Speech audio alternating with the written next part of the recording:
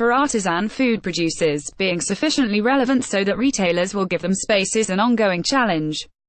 Stock image. The retail food industry has for years been dominated by well-established brands, but more recently that has been interrupted by the discounters. They all have deep pockets to spend on marketing and distribution. They have the economies of scale to ensure they have the distribution reach and the cost base to profitably service the four corners of the country. In such a crowded and competitive market, how does an Irish artisan food producer cope? According to TGASC, the production of specialty food in Ireland accounts for €500 million a year from a base of approximately 300 producers. For artisan food producers, being sufficiently relevant so that retailers will give them space is an ongoing challenge.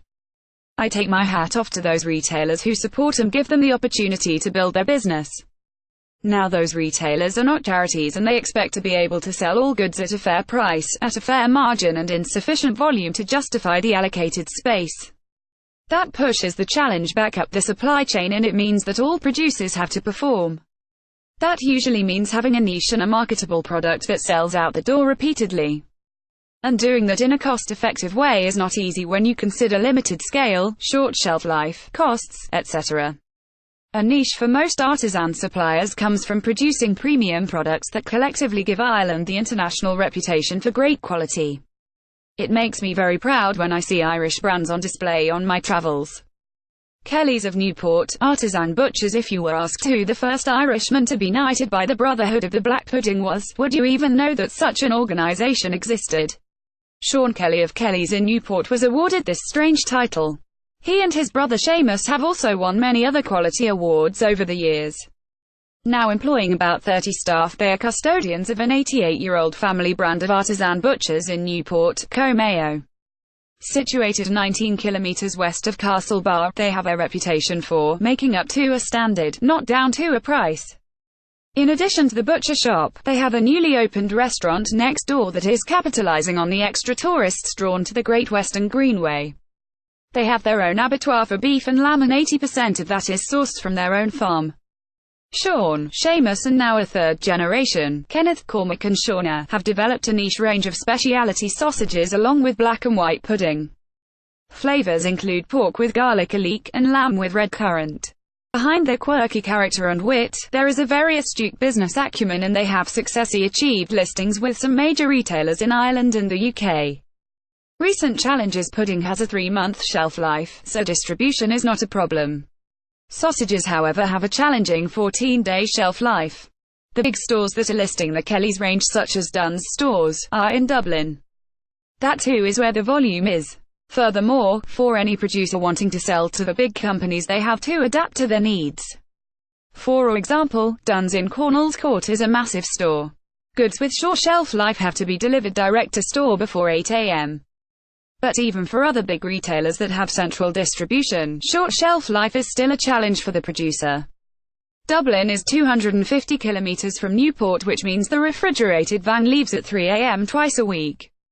Keep in mind too that pudding and sausages are small items, so undoubtedly the van is carrying a lot of the fresh Atlantic air from Newport to Dublin, and returning totally empty.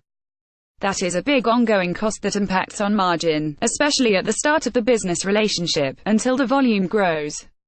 I have no doubt that this issue resonates with artisan producers all over Ireland, and finding a practical solution within cost constraints must be a big win for them. Collaboration. My immediate thought was to freeze the products, although Sean will not do that as he feels it negatively impacts the quality of his fresh product. Nor is there a cost-effective refrigerated delivery service available locally. A further thought came to mind, which I've seen in large corporates around the world. It is that non-competing complementary organizations of all sizes are collaborating more and more. It is already working for an Irish agent selling Irish produce in Dubai. Several artisan producers from all over Ireland currently send their goods to a factory near Dublin. From there, they are repacked in chilled boxes and flown daily to Dubai. That even includes strawberries, which have a shorter shelf life than sausages. There have to be other producers in the west of Ireland, particularly on the N4 corridor, with similar challenges. Instead of a number of half-empty vans heading in the same direction, what if producers were to come together in a collaborative way to share the cost? If it works for shipments to Dubai with an added 8-hour flight, why can't it work within Ireland? It just takes a character like Sean to initiate and lead that idea in Mayo. Summary: there are thousands of small businesses in Ireland across all industries, challenged with achieving margin in the absence of scale.